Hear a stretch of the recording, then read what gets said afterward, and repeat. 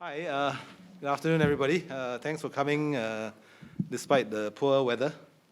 I think we'll start, although I think some people might have been delayed for a while. Yeah, but well, for some time now, those of us in Singapore have been watching a bit nervously as this U.S.-China tensions have played out, right? And you know, there's the phrase going around is the trade war, but I think we've been told several times that it goes well beyond that, you know.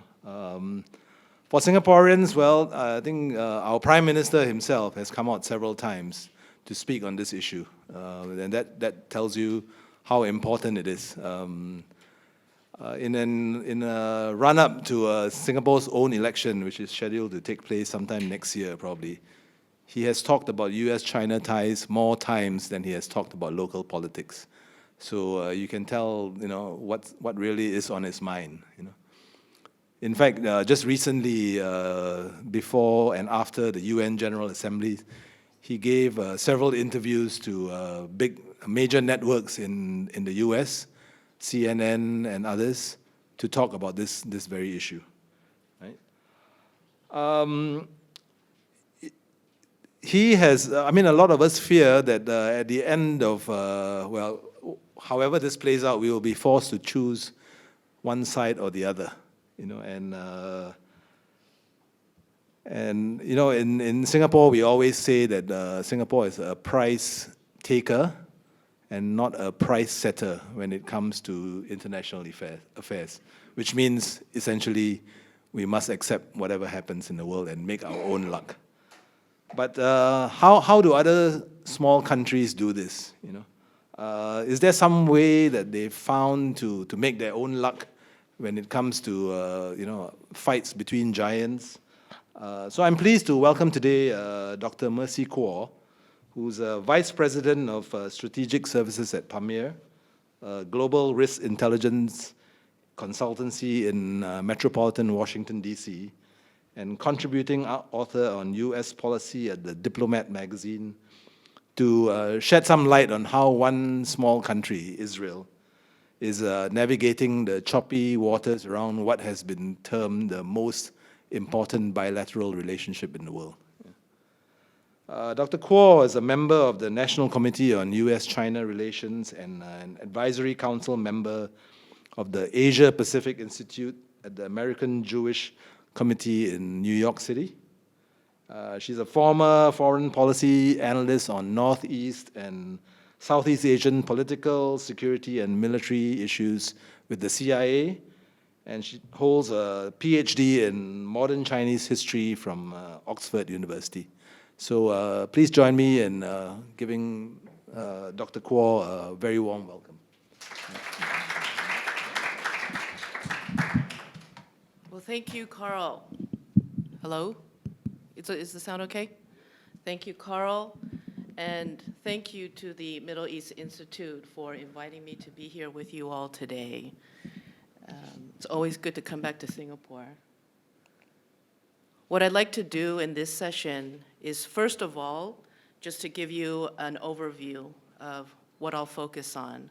And the first will be two key concepts about nationhood and innovation, both of which will underpin the entire presentation as they relate to China and Israel. And then we'll look at some key trends parallel in both countries, focusing specifically on innovation, technology, and infrastructure. And within that section, I will put it in a broader context of a strategic higher altitude view of how this is happening within the US-China relationship. And then we'll conclude by considering some key takeaways for the US-China-Israel dynamic, and then very specifically foreign policy implications for all three sides. The first is this matter of nationhood. I shared this quote with you from Jonathan Goldstein. Let me just read it very quickly. Both the Chinese and Jews historically have grappled with the concept of nationhood. While the Chinese and the Jews share the rhetoric of being divinely chosen and special people peoples, the reality of foreign persecution turned many Jews like Chinese into pragmatic nationalists. Could I just ask how many, I know there are some students from Israel here, but who non-Israeli students have any of you been to Israel? You can just, oh, okay, good. Now, for those of you who are Chinese speakers, you'll know that the word for China is Middle Kingdom. And Middle Kingdom has this notion of China's centrality in the universe, in the global order, and more modern day politics. But this notion has something to do with Tian, or heaven.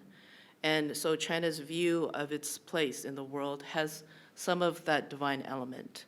And then, of course, Israel, both in terms of biblical history and modern history, also have this notion of being a divinely chosen people and contribute to humanity with that kind of preordained providence, if you will. So these two concepts are very important because that is a kind of affinity between both countries, and it explains why the Chinese have this great admiration for Israel.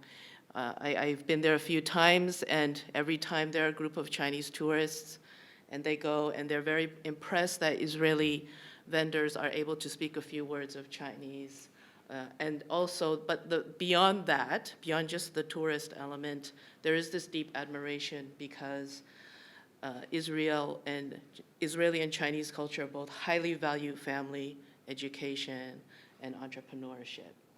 So there's that common bond, if you will. Now, in modern day history, if we look at modern Chinese history and modern Israel's modern history when it was reconstituted as a nation in 1948, we'll see that there was a lot of persecution which both sides, the Chinese and Jews, experienced during that time.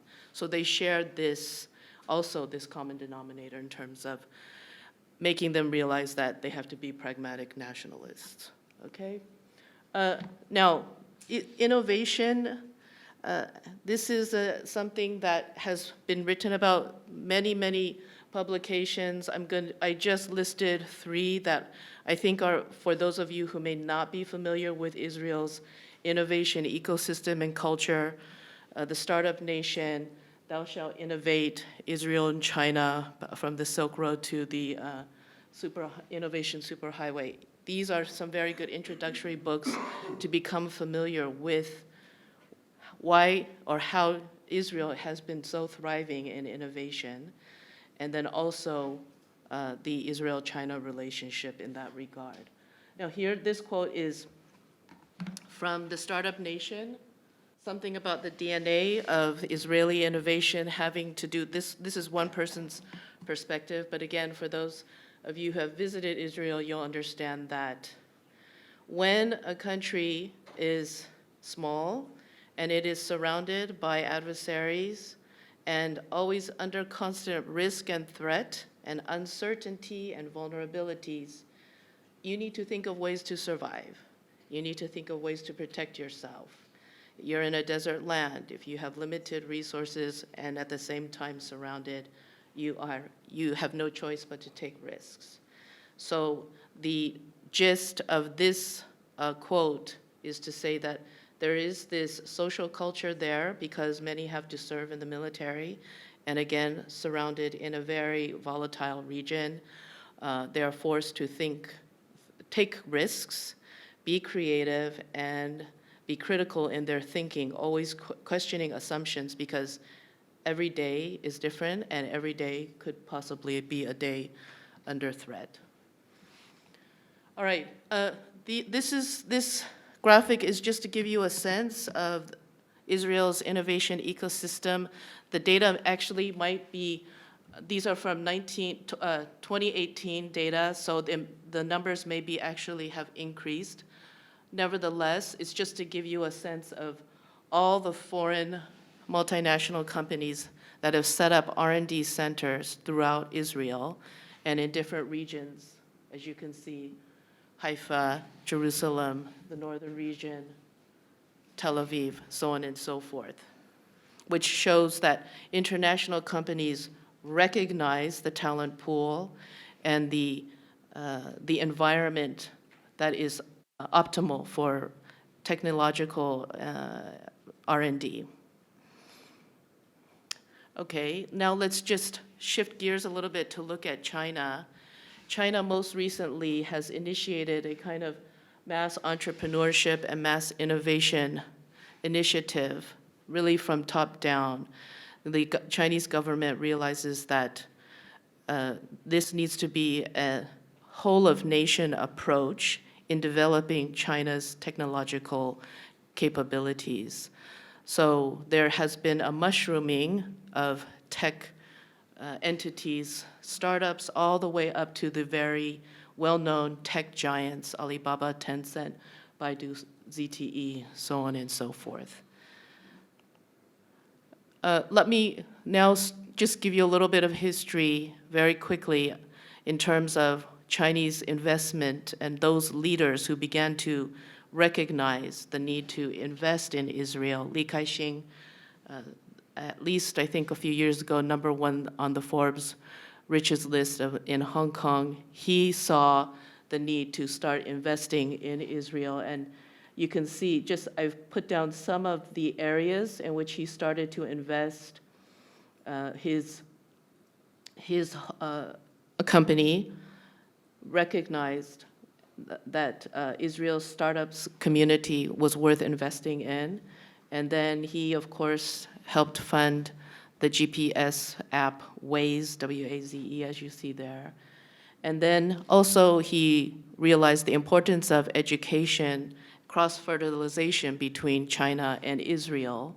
So then decided to donate $130 million to the Technion, which many of you know is at least the US-Israel equivalent of MIT, Massachusetts Institute of Technology. So very prestigious university producing the best and the brightest in technology, engineering, science, so on and so forth. And then in 2015 set up the Guangdong Technion Institute. So there's that view already from Li Ka-shing, and he's not the only one, but he's the most emblematic of that recognition that Chinese, those who are able and willing to take risks should begin investing in Israel. Okay, these are some of the top brands, Israeli brands. Tenuva, I am told by my Israeli friends that this is a national brand, dairy brand, the biggest brand from little children to all the way to adulthood. Adults, if you see this brand, it represents home, it represents Israel, everything from milk to dairy products. So China acquired it, and in 2015, Bright Foods Company acquired it because it, again, realized that this is a jewel company and product, and so China snatched that up. And then Mobileye, if I had the opportunity to visit the Mobileye offices in Israel, very impressive with what they're doing. They produce the autonomous driving vehicles, the screens in the cars, among many other things. They have something called IQ, EYEQ, and they are a pair of glasses for blind people. They put them on, and they can actually read. The glasses will read the text, and then the verbal content will come out. Very impressive to see that on the highest level, all the way down to a very personalized level, Mobileye is at the front leading edge of cutting edge technology in Israel. And that is partially funded by Intel, the American company. Okay, Israeli technology in China, just wanted to show that China, of course, is very open and receptive to Israeli technology. So we have IDE technologies with the water desalination plant and then the Netafim, sorry, let me see, Netafim, right? Agriculture as well, and then KLA Orbitech, which produces the solar panels in China, okay? Now, this is not just company to company. I wanted to show this slide because it shows that the China-Israel relationship at the highest levels, and I'm talking about the highest levels of government, is a very clear indication that this is a serious relationship. The China-Israel Innovation Cooperation, which really started formally in 2014, and has, through the years, at least up until 2018, when Vice President Wang Qishan, who is very senior and considered to be really the right-hand man of Xi Jinping, Wang Qishan was sent to Israel to meet with Prime Minister Netanyahu at the time to launch this JCIC, Joint Committee on Innovation Cooperation, shows you how much weight China is putting behind this initiative.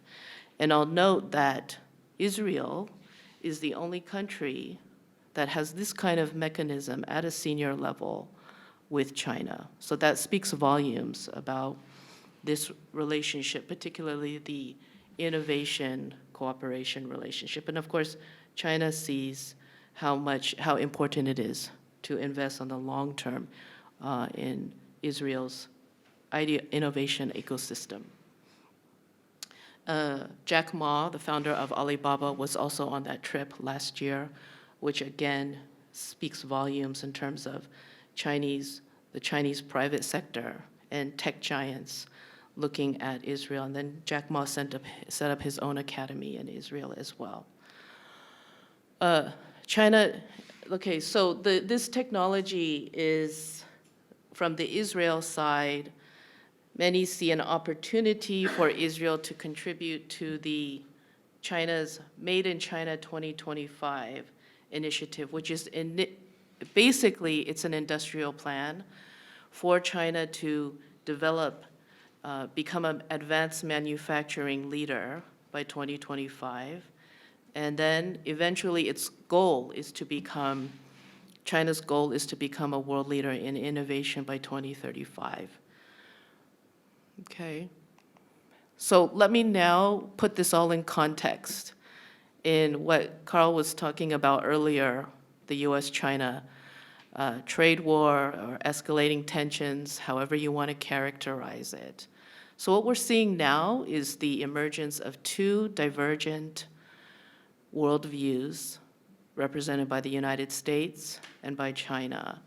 And these two worldviews are increasingly becoming divisive and affecting all countries. As again, your prime minister during that Forbes interview said, don't make us choose sides. But what we're seeing now is this two contrasting or competing visions and sets of values represented by these two countries.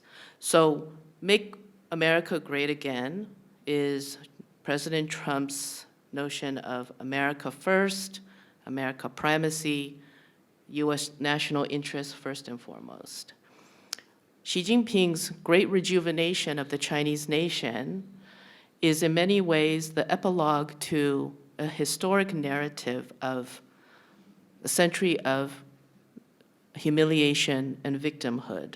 So what Xi Jinping now is saying, we are going to restore China's centrality in the global order. So returning China to its rightful place.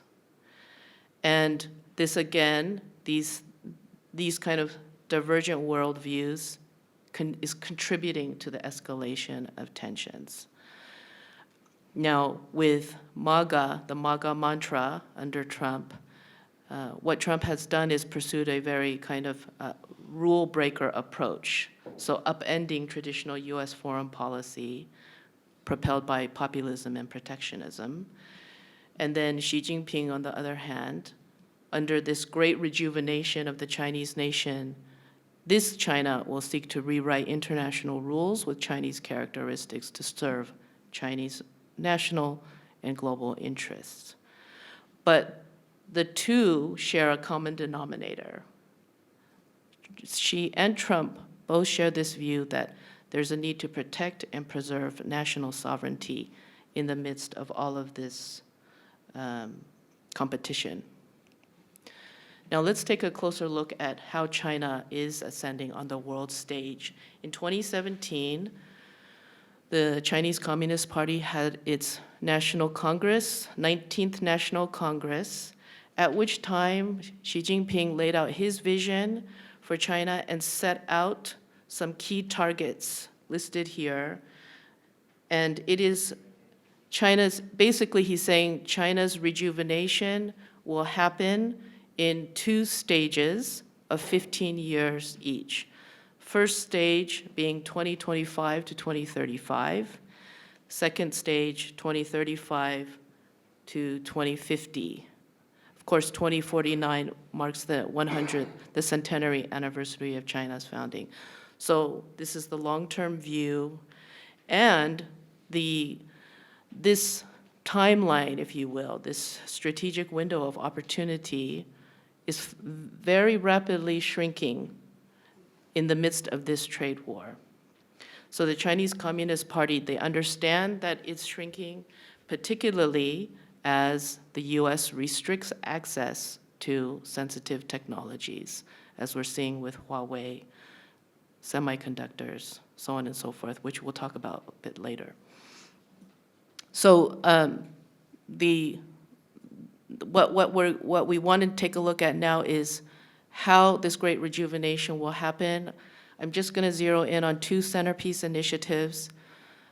There are many more, but just for the sake of this session, we'll look at the Belton Road initiative and the Made in China 2025 plan. Belton Road is the signature policy of Xi Jinping. It is a platform for China to project its geopolitical influence through its infrastructure development capabilities. And as you will see, or actually let me transition here, give you a closer look at BRI. You can see how it's geographically expansive. And these key regions behind me all have critical assets for China's development, be it natural resources, energy, ports, logistics, technology, shipping, etc. There are many more, but the idea here is all of these key assets contribute to China's development as well as China's projecting its influence in these regions. Although it's not listed here, it's very hard to find a BRI map with other countries, but Israel is part of it. The port of Ashdod is up there or included in BRI. Israel is looking for ways to contribute to BRI. But it expands across the Middle East, Central Asia, the Gulf states, and Southeast Asia, as well as into Europe. So a good portion of BRI is in Muslim countries as well. But there are some concerns about BRI, and because BRI is very long on rhetoric and symbolism, but still very short on substance and standards.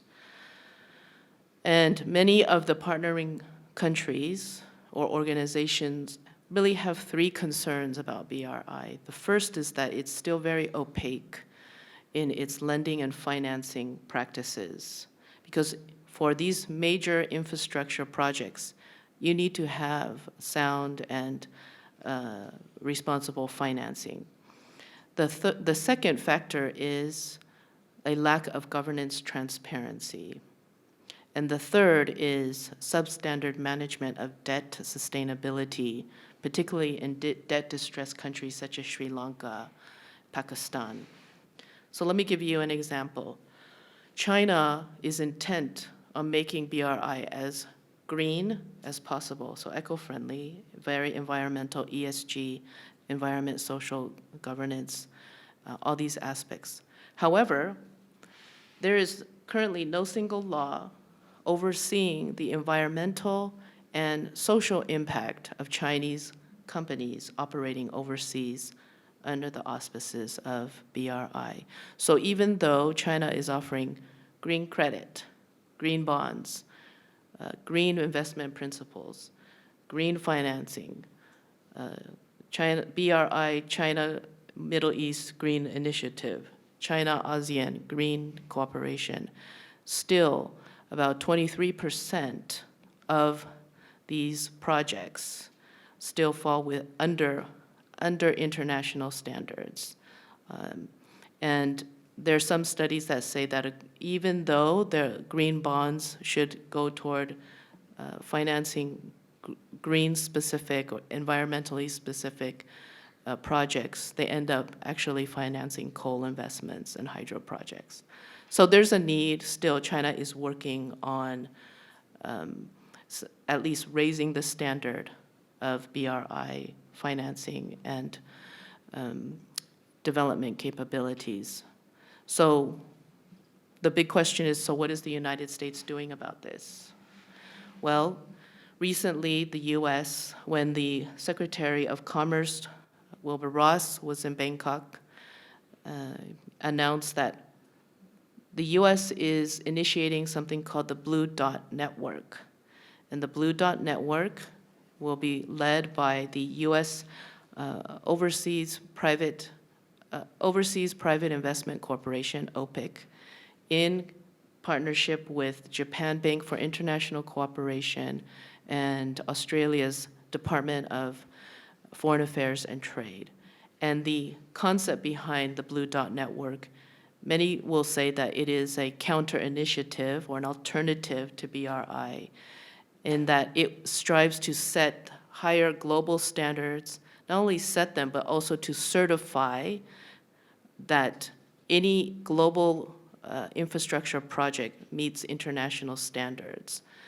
So it's, they have basically coined it in a way of, it's like a Michelin guide to investment infrastructure projects, to just make sure that, okay, there's some rating system to verify that it is both socially and environmentally responsible.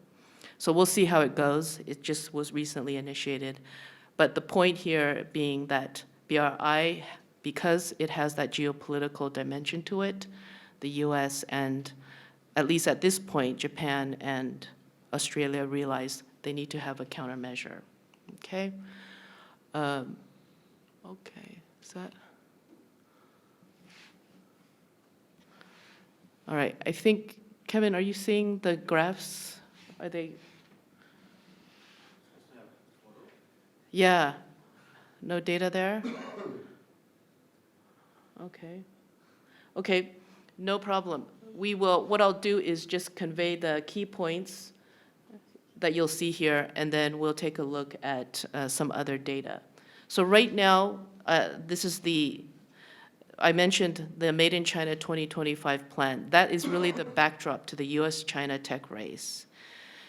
And essentially, China's priorities now in the US in this tech race is to invest capital and human talent in leapfrogging in order to surpass the United States. That's the long-term goal. Okay. Again, remember I referenced that this timeline is shrinking, so China realizes it needs to go, and it's actually implementing a military commercial symbiotic approach where both the military and private sector in China work together to acquire and invest in strategic technologies.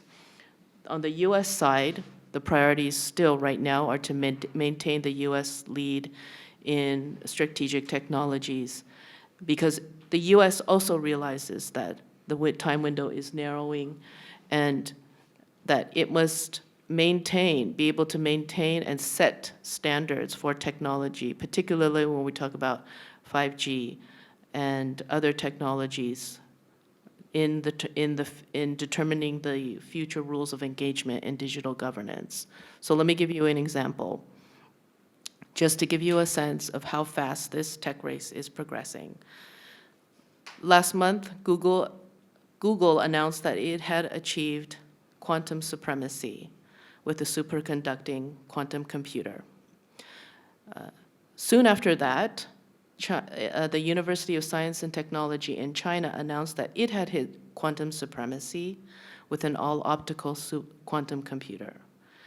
Now, many leading physicists in the academic community estimate that actually China is already tied with the United States in quantum technology or quantum computers. And also that China has already surpassed the United States in quantum cryptography. So can anyone guess what quantum cryptography would mean? Any wild guess? Right. Basically encrypting everything. So in very plain language, it would mean that China could hack any quantum computer, but it would be impervious to hacking. In other words, and actually some academics, leading physicists, estimate that China could go completely dark in the next 2 to 3 years. So in other words, it would not be able, external quantum computers would not be able to hack China's systems. So with this kind of development, and I also will note that China is in the process of developing quantum artificial intelligence, and Chinese media is reporting that the leaders of China have already launched an internal government working group to study 6G technology. So this is just to show you that the national security risks and threats, particularly in the high-tech area, the stakes are extremely high, and in large part explain why the US is curbing China's access to sensitive technologies. This graph gives you a sense of worldwide patent filings for all aspects of technology. You'll see the numbers here that China, the National Intellectual Property Administration in China has seen a year-on-year growth over the past 23 years in patent filings for all different areas of technology, electrical machinery, biotech, you name it. These are based on the World Intellectual Property Indicators of 2019, their recent report. And at the same time, the US Patent Office has seen a decrease, first time in 9 years in 2018, right? Just to give you a sense of how rapidly and aggressively this tech war or tech race is unfolding.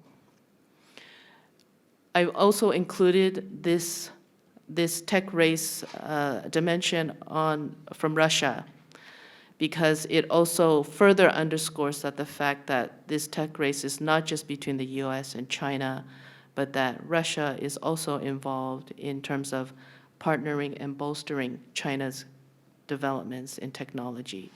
So this nomenclature here of China-Russia Comprehensive Strategic Partnership of Coordination for a New Era is, in foreign policy terms, China and Russia's way of saying, we are going to ramp up our joint efforts to counter US technology and dual technology developments.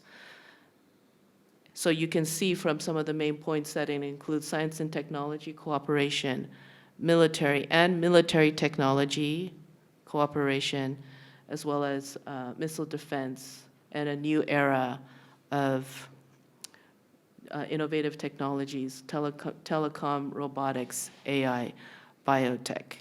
And then in the box, you'll see a very short chronology of Russian investments in Chinese technologies. Okay, just to give you a sense of how Russia and China are supporting each other. For example, HK Leaks, anonymous website, uses a Russia-based server. And for any of you familiar, HK Leaks is used for doxing the Hong Kong protesters. And doxing is posting personal information of the protesters online. It could be the protesters and their family members, all their personal information, where they live, online. And so some pro-Chinese communist groups are affiliated with HK Leaks. So essentially, when an individual is doxed online, their physical safety faces danger offline. So this is a Russia-based server, a website that uses Russia-based servers. Just a very small picture or an example to show how even social media is being used in a geopolitical context. Okay, let's switch gears now to, you've seen that bigger context of the US-China relationship. The US-Israel relations, of course, are longstanding. I've listed here just some of the key aspects of US-Israel relations. The United States was the first country to recognize the State of Israel upon its founding or reconstitution in 1948. Israel is a US strategic ally in the Middle East. Israel was the largest recipient of cumulative US aid since World War II. Basically, Israel receives about $3 billion every year in US aid. And just recently, I believe in fiscal year 2019, the US Congress approved a package of $38 billion in US aid to Israel for the next 10 years. And this just shows how strategic this relationship is. Okay, and then there's also US-Israel strategic cooperation, joint political military cooperation, and so on and so forth, right? Just to show you that now there's the US-China relationship that is facing increasing tensions, and you have this very important US-Israel security geopolitical relationship as well, okay? And now let's put the equation all together. US, China, Israel, some of the key security risks. The port of Haifa, I have here, has a largest port city and has a naval base near it. 2015 agreement between Israel and the Ministry of Transportation and the Shanghai International Port Group. This group doesn't own it, does not own the port, but will be managing its operations.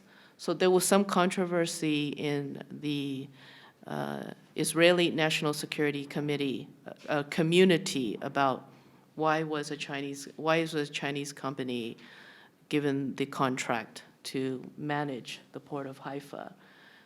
Ashdod also, again, I mentioned that in the BRI, in the context of BRI, similar situation. And the concerns raised by the US, particularly the US Navy, is because the Sixth Fleet is in that area and because there are naval bases close by. Both the US defense and intelligence officials are concerned about potential security risks if there's a Chinese presence at both of these ports. Okay, Secretary of State Mike Pompeo was in Israel last month, and I'll just let you take a look at really the bolded areas, which just shows increasingly the US is very vocal with their Israeli counterparts regarding China's increasing presence in Israel. And Secretary Pompeo mainly highlighted the need for Israelis to understand the role of the Chinese Communist Party and its potential implications for Israel. Right, so now we'll conclude just with some of the key takeaways from this discussion, as the U.S.-China trade war escalates, and if the U.S. continues to restrict Chinese access to U.S. technology, where is China going to look? Israel. And now we'll see how the situation unfolds, but Israel now realizes the U.S.'s concerns and recently announced that it will form a kind of governmental advisory board to oversee foreign investments, foreign direct investments into Israel. And it is in many ways a counterpart to what the U.S. has, an entity called the Committee for Foreign Investment in the United States. And it is an interagency at the federal level, an interagency body that reviews proposals of a foreign company to either acquire an American company or to have majority stakes in an American company that specializes in technology, sensitive technology. There are many cases, but one that has some national security implications is called Lattice. It's based in the state of Oregon. They produce semiconductor chips. China wanted to acquire this company. CFIUS put the brakes on it and said, no way. Okay. But anyway, the Israelis realized that they also need to have some kind of oversight to monitor any Chinese acquisition of Israeli tech companies or startups. Okay, so Israel as the startup nation and key U.S. ally in the Middle East will face high stakes and hard choices in balancing Israel-China relationships as well as Israel's relationship with the U.S. in the whole context of U.S.-China relations. Thank you. And I think Carl will open it up for questions or?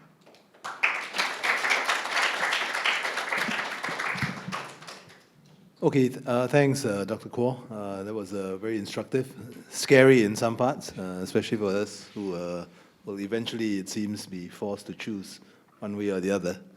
I'll open up the floor to questions now. We'll take one at a time, but can you please identify yourselves and keep the questions short so that more people can ask them. So, hi, Dr. Kuo. My name is Leon. I have two questions for you. One is, Singapore is trying to learn lessons from a small state in dealing with two major superpowers. The respect that Washington and Beijing have for Israel is not the same, nor the ties that Washington and Beijing have for Singapore. What are the applicable lessons for a small state like us without those historical ties?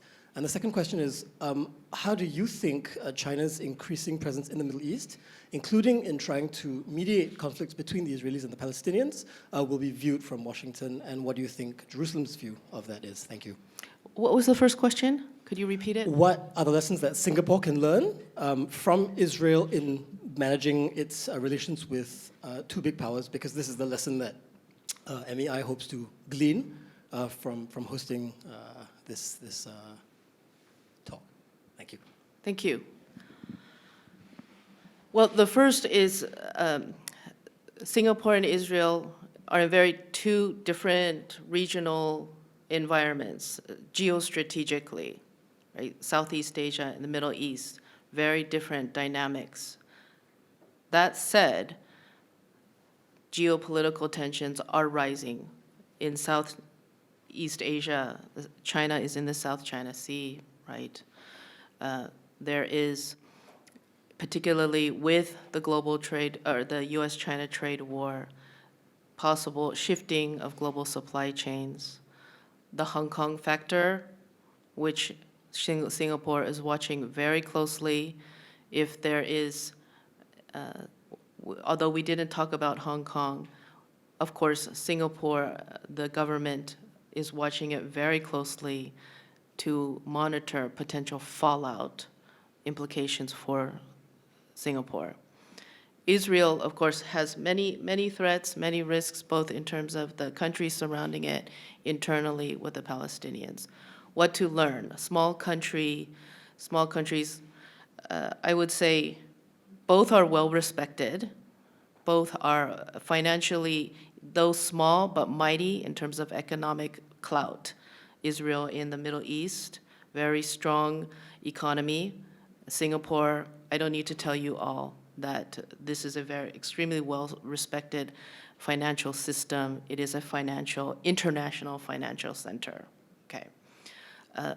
But right now, this dichotomy of choosing sides, I don't think we're there yet. The US government realizes that that doesn't serve any purpose, and in terms of realpolitik, it also doesn't serve a purpose to have to choose one side or the other. It is a balancing act, and small countries have to learn, if they haven't already, how to hedge, right, and how to calculate risk trade-offs. So for the Singaporean government, it's trying to figure out, okay, where the US is going in this relationship with China.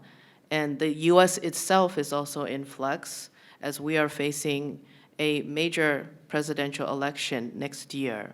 The leadership could change dramatically. It may not. However, if a Democratic presidential candidate does take the White House, I think it's fair to say that US-China policy will not change, will continue actually to go in this current direction. We'll see.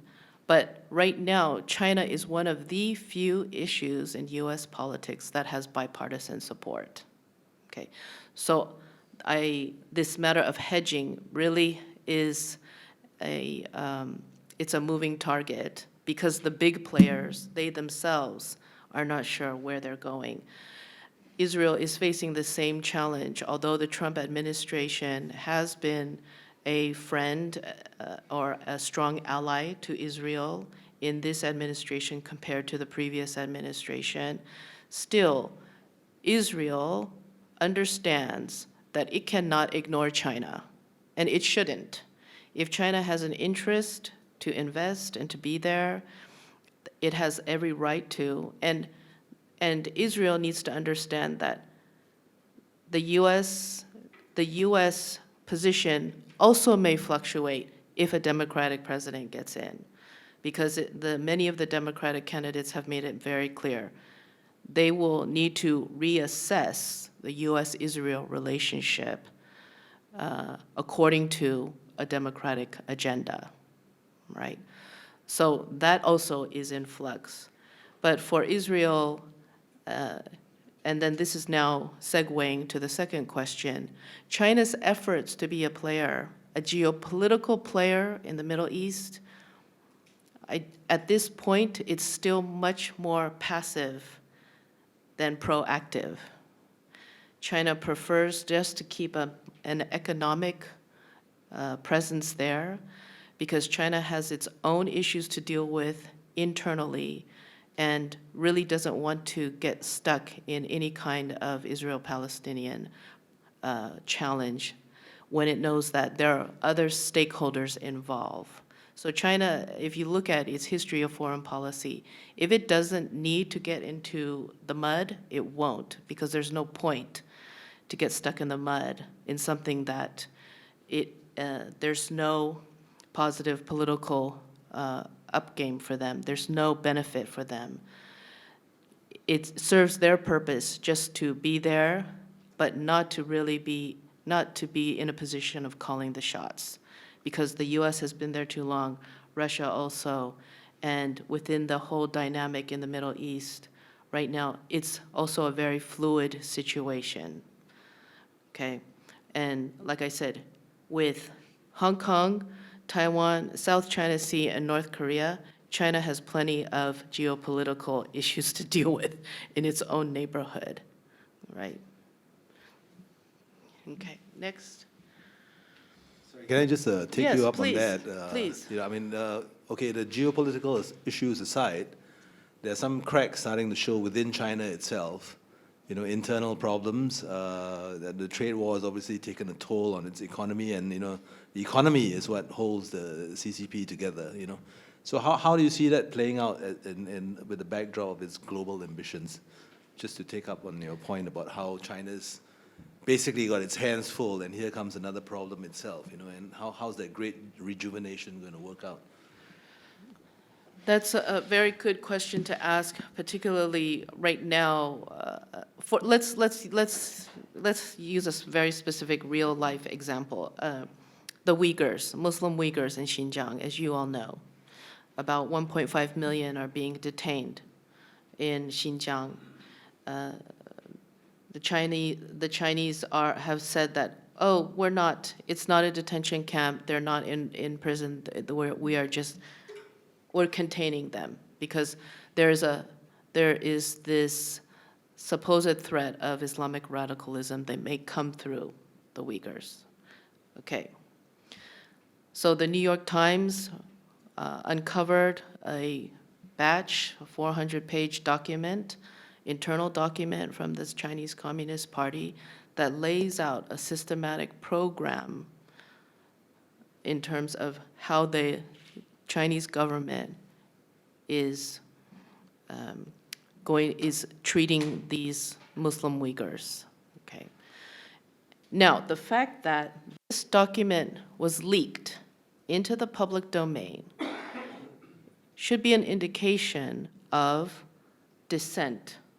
We don't know the degree of dissent within the Chinese Communist Party, but the fact that someone or some group decided to do that shows there's increasingly internal concern about where this leadership is taking China. So the Xinjiang issue is just one of many. There are other concerns about how Xi Jinping is handling the whole US-China relationship. And then Hong Kong is another issue. If the violence continues to escalate, and let's say, let me step back here and make an analytic point. If you're an analyst, risk analyst, and you think about what is the political endgame of Hong Kong? How is this going to end? You look at a spectrum of scenarios.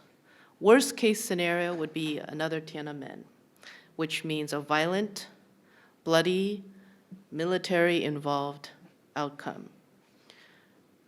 The maybe other extreme or the other end of the spectrum would be Poland Solidarity 1989.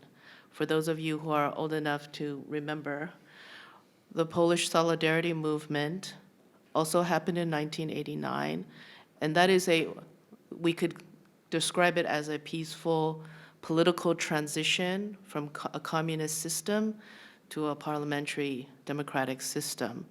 And ironically, June 4th, 1989, the day that Tiananmen massacres happened, shortly after that, in Europe, in Poland held their first parliamentary elections. So what a contrast in terms of scenarios. We would hope that a political solution would be in the offing, would be there available, that somehow both sides, the Hong Kong protesters and the Hong Kong government, would at least meet in the middle. That doesn't look like it's going to happen. So again, now that was my analytic sidebar.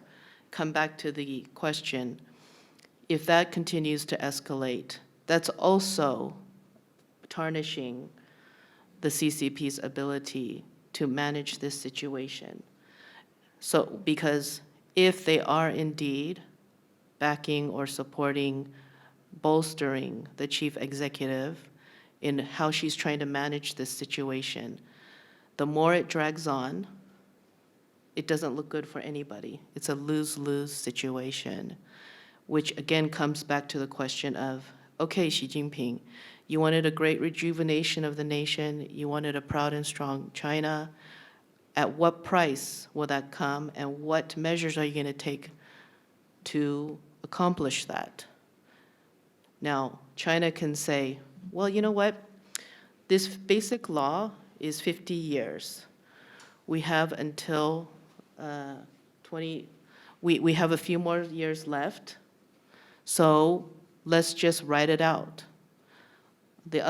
On the other hand, if Hong Kong's economy continues to go south and the recession gets worse, the economy gets worse, investor confidence in Hong Kong starts to waver, then Xi Jinping will have major issues on his hand.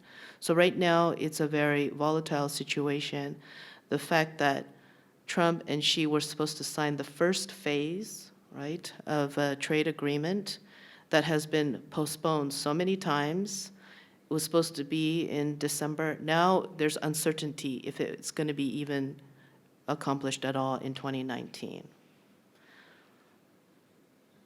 So to answer your question, this is a major testing period for Xi Jinping and his advisors and those who are seeking to manage all these crisis situations. And it's a test of how resilient the internal power structure is, the one that he has built up. Because what has essentially happened is he has centralized all power under his control. And that's always dangerous. History shows us again and again that when power is so centralized, then it is brittle and it's easy to implode.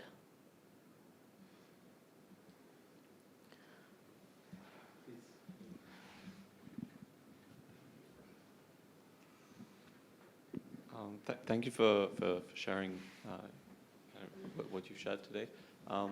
One thing I wanted to ask was regarding the Red Sea to Mediterranean railway that was proposed a few years ago between Israel and China cooperation, and was recently, in the past few months, kind of delayed or postponed even further. What do you think the future of these kinds of very large infrastructure projects in Israel, like by Chinese firms, are? And do you think that other players, such as the US or generally, are going to kind of combat this kind of infrastructure dominance in any way? And if so, how so? Mm-hmm. Anything that involves Israel, the US is going to be concerned about, period. When China gets involved in Israel, that will come under, any activity will come under greater US scrutiny. For infrastructure projects, whether it's a rail link or a port, the fact that Israel has taken steps and a decision to form this overarching advisory body, which actually I think will be operational in early 2020, shows that the US's prompting or nudging is very much in play behind this decision. But Israel, there are some quarters of within the Israeli national security community, as well as the business community, at least in my conversations with them, there was beginning to be, I believe, probably around early 2018, a recognition that, oh, we need to start thinking more strategically about, Israel needs to think more strategically about how it engages China. So on an operational level and probably policy level, this advisory body at least will oversee any kind of infrastructure project deals, but also the Israel Innovation Authority, which is also engages China quite broadly. They will now also need to be more cognizant of, if China's coming in and investing, that it also needs to refer proposals to this new governmental advisory body, which will function in many ways similar to the US's CFIUS. Okay. You mentioned domestic politics, like the potential shifts that could happen if the White House changes hands next year. Obviously, Israel is having its own rounds of political wrangling. Is there any sense that Benny Gantz or whoever would change the current government, would a change in government in Israel make it more likely to either lean or hedge one way or the other, be more receptive to American or Chinese suggestions, advances? Benny Gantz, I believe it was last night, depending on which time zone we're talking about, announced, right, let me just step back. There was a draw, right, in the recent election. So President Rivlin first gave Benjamin Netanyahu 28 days, right, to form a government. He was not able to do it. Benny Gantz was then given his chance. He announced, I'm not able to form it. So a third election is looking very likely, which raises not only uncertainty, but it may produce a worse outcome, which fuels even more uncertainty. Avigdor Lieberman is supposedly the kingmaker in this. However, if it didn't happen in this round, then what will happen in the next round? The unknown factor here is if indeed Benjamin Netanyahu is indicted, that will then raise even more tension in Israeli domestic politics. So that whole situation, I can only say that it puts the country in greater vulnerability when there's no strong leadership during this time when there are so many both regional challenges and global challenges. So I don't know what Israeli polls are saying right now. My latest research into this says that a lot of Israelis are really getting, fatigued with all of this uncertainty and having to vote and having no tangible outcome. It is a high-risk situation right now for Israeli domestic politics.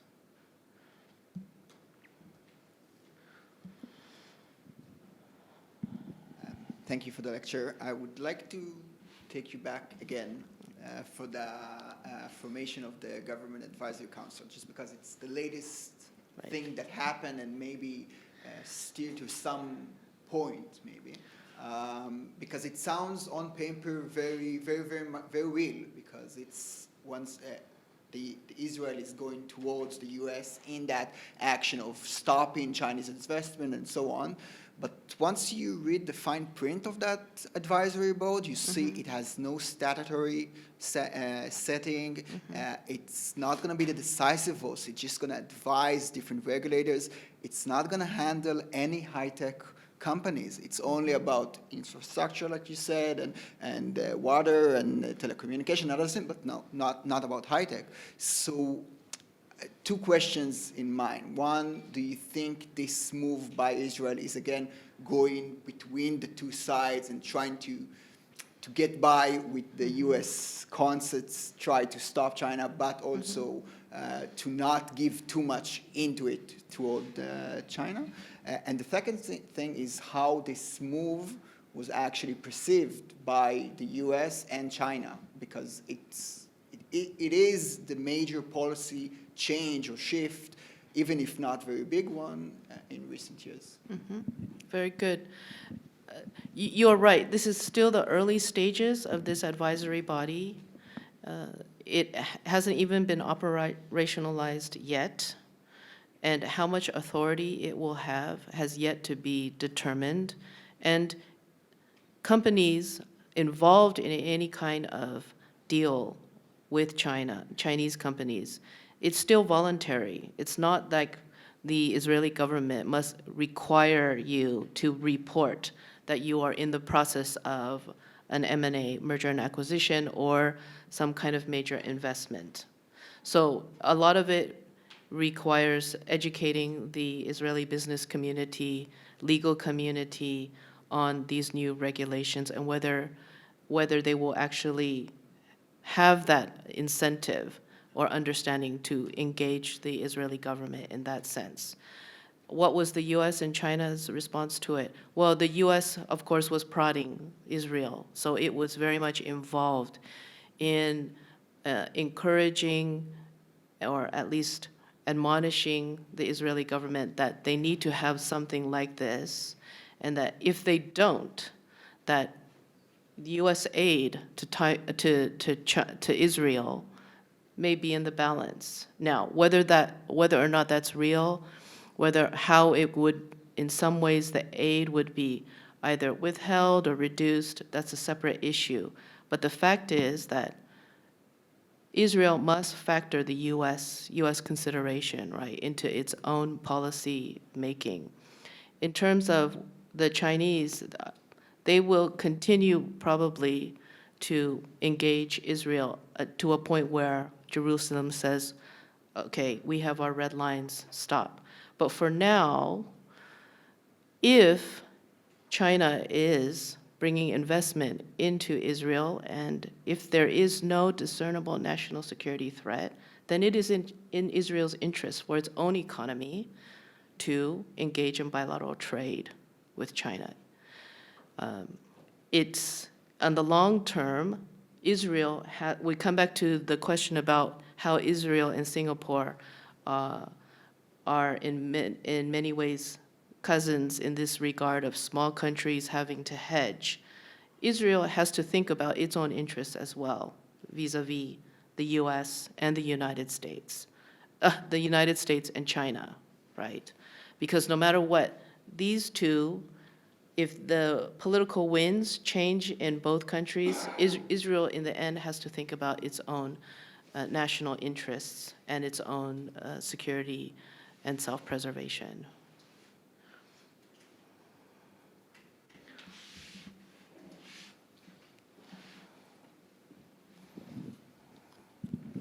First of all, thank you very much for the lecture. I would like to take you for a little bit to the international arena, more specifically to the UN.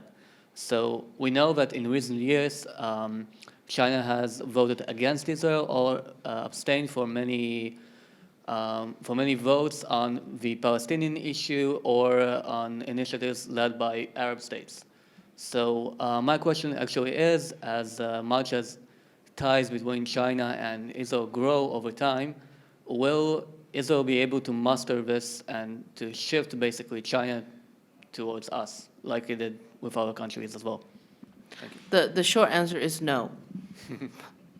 Because China is on the permanent member of the Security Council. China always, you have to look at China's record in relation to Russia, number one, and then also China's dependence on Arab states for oil, energy, and China's relationship with Iran. So there's no way, or I shouldn't say no way, but highly unlikely that China will stick out its neck for Israel at the UN. Because politically, if you look at, again, we come back to China wants to be a global player. It's going to see where the political winds are blowing in terms of what the international committee countries think or treat Israel. And it's not going to do anything to put its own strategic position in that global international relations dynamic at risk. So it's a very, let's just put it this way. China sees that Israel can offer technology, or whether it's in water, agriculture, advanced computing, telecoms, whatever it is. Right now, that's the only strategic utility that Israel can offer China. In the higher level realm of international relations, China is going to act as what we're seeing now in the context of great power rivalry. So its main considerations at the strategic level are the United States, Russia, and making sure that China will stand in contrast to the United States and the Europeans and North American allies of the United States. So there is I would say that there's a strategic intention here to maintain its current position and not risk its strategic influence in shaping the global environment for its own interests. I think we have time for one more question. Why do you,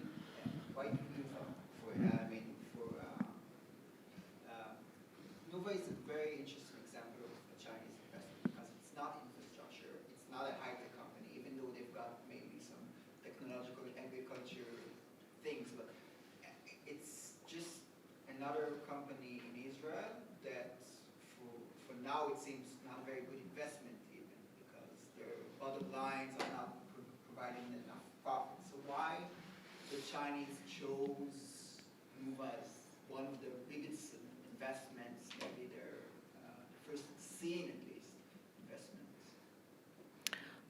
Chinese and Israelis love food, and you need food to feed 1.4 million people and their children and their elderly.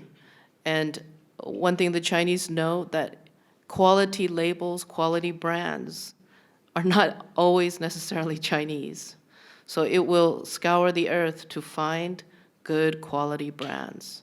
And they found that in Tnuva, good quality dairy products. And that's just one example.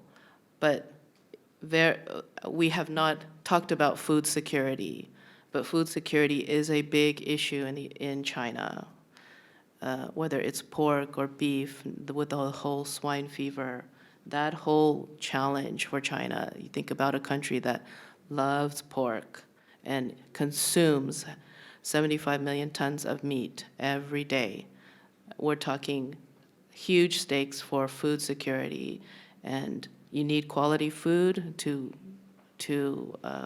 bring up your children and your communities so they're strong and healthy. So in that sense, it's a very, very pragmatic decision.